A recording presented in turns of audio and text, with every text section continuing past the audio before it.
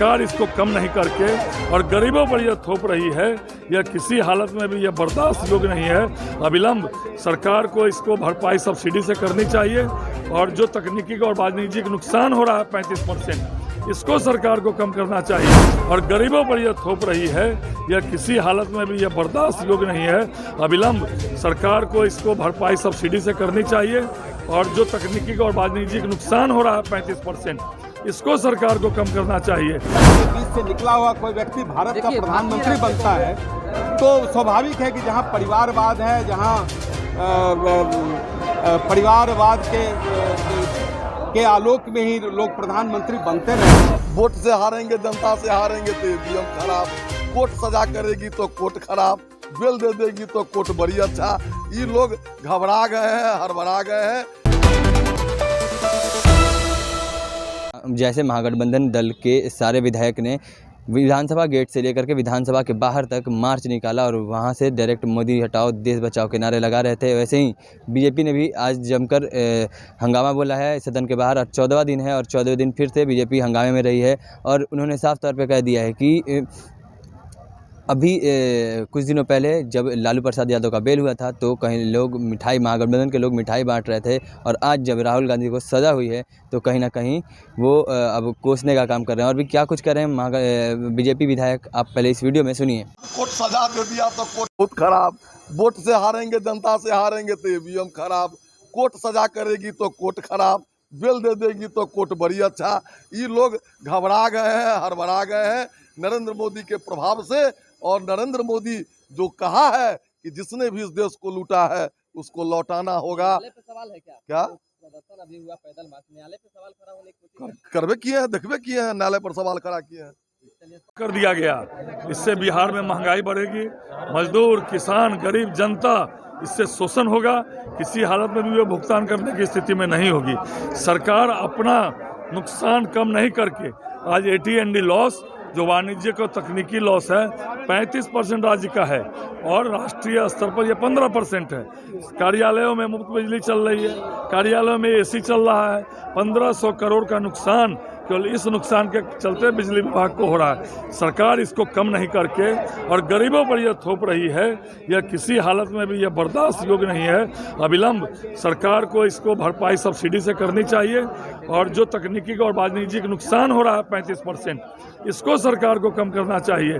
भारत सरकार को इन्होंने 2014-15 में बोला था कि इसको हम राष्ट्रीय स्तर पर लावेंगे, लेकिन राष्ट्रीय स्तर पर न लाके और बढ़ रहा है दिन पर दिन नुकसान, क्योंकि सरकारी कार्यालयों में चोरी हो रही है बिजली की, सरकारी कार्यालयों में बेतहाशा बिजली उठ रही है। इसको सरकार को कम करना चाहिए, न कि गरीबों को शोषण और दोहन करना चाहिए। बिहार में सत्ता पक्ष के लोग केंद्र सरकार के खिलाफ प्रदर्शन कर रहे हैं राहुल गांधी को जो सजा हुई उसको लेकर। देखिए, यह लोकतंत्र है और इसमें संवैधानिक संस्थाओं पर उंगली उठाना, न्यायालय पर उंगली उठाना किसी हालत में भी ये सही नहीं है। यह केस टू केस निर्णय करते हैं, कभी इनको बेल हो जाती है तो कहते हैं कि मुझे न्यायालय में पूर्ण आस्था है, और कभी सजा हो जाती है तो कहते हैं नहीं, न्यायालय पर आस्था खत्म हो जाती है। ऐसा होता है क्या? ये एकदम सही नहीं है। संवैधानिक संस्थाओं पर उंगली उठाना, न्यायालय पर उंगली उठाना, ये किसी हालत में भी सही नहीं है। मोदी हटाओ देश बचाओ के नारे लग रहे हैं जी, मोदी हटाओ देश बचाओ के नारे लग रहे हैं। अरे जनता मोदी जी को चाहती है। आप जो है बिजली इन लोगों से, इन लोग भ्रष्ट लोगों से हटने से मोदी जी हटने वाले हैं। मोदी जी को आम आवाम का समर्थन है और ऐसे लोग जिनके नेता सजा याफ्ता है भ्रष्टाचार में, कल ही एक नेता को 2 साल की सजा मिली है, और ऐसे ऐसे लोग मोदी जी पर उंगली उठाते हैं। आम आवाम का समर्थन नरेंद्र मोदी जी को है। वापस लेना होगा, लेना होगा, लेना होगा, लेना होगा, लेना होगा, लेना होगा। गरीब विरोधी होश में आओ, होश में आओ, होश में आओ। किसान विरोधी होश में आओ, होश में आओ, होश में आओ। गरीब विरोधी मुर्दाबाद, मुर्दाबाद, मुर्दाबाद। राम विरोधी मुर्दाबाद, मुर्दाबाद, मुर्दाबाद। समाज विरोधी मुर्दाबाद, मुर्दाबाद, मुर्दाबाद। गरीब विरोधी मुर्दाबाद, मुर्दाबाद, मुर्दाबाद।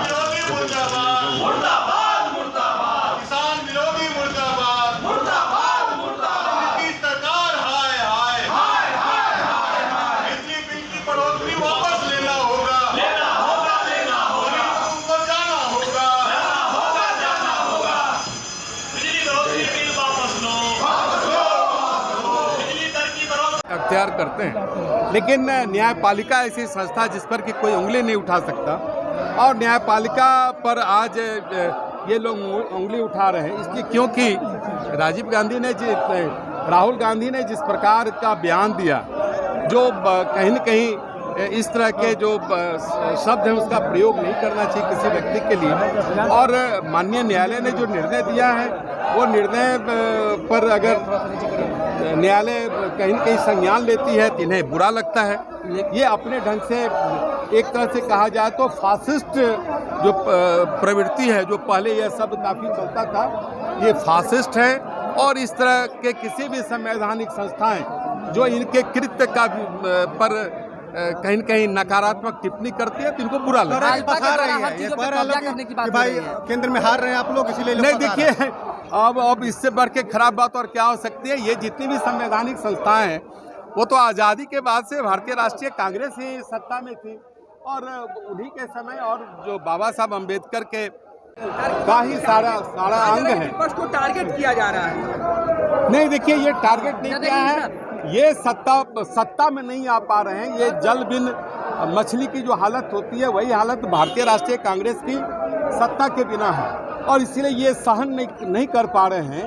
अगर आम आदमी के बीच से निकला हुआ कोई व्यक्ति भारत का प्रधानमंत्री बनता है तो स्वाभाविक है कि जहां परिवारवाद है, जहां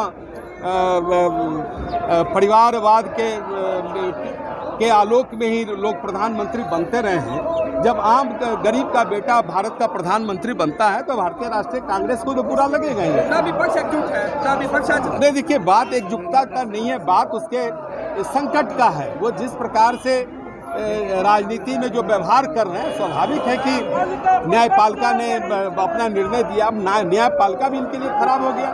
इनके लिए कौन सी संवैधानिक संस्थाएं कब खराब होगी, कब बढ़िया होगी, ये तो बड़ा मुश्किल है कहना। इसलिए देखिए भारतीय राष्ट्रीय कांग्रेस आज काफ़ी सिमट गई है, और इनके नेता में वो प्रभाव नहीं है कि वो फिर से सत्ता में आ सके। और नरेंद्र मोदी जी का व्यक्तित्व इतना विशाल है, उनके सामने नेहरू परिवार और गांधी परिवार टिक नहीं पा रहा है, इसलिए इस प्रकार की भड़ास ये निकालते हैं।